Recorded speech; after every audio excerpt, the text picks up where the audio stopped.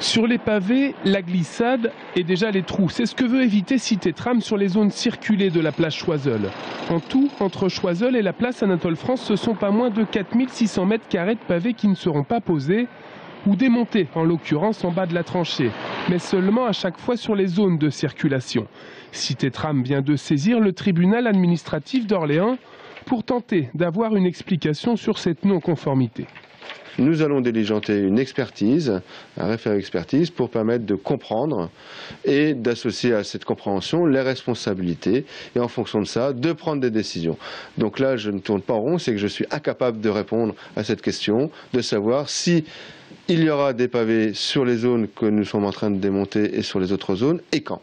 Une chose est sûre, l'enrobé de substitution de couleur claire sera mise en place avant la fin avril sur la place Choiseul et place Anatole France, avant fin juin sur le pont Wilson. En tout cas, ce matin sur la tranchée, la nouvelle fait un peu sourire.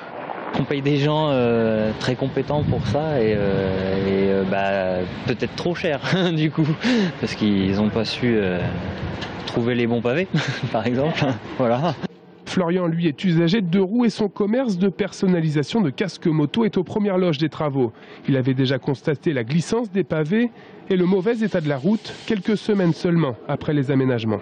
Ça a été posé très bizarrement, il y a déjà des défauts sur la chaussée, sur les pavés qui ont été montés très récemment.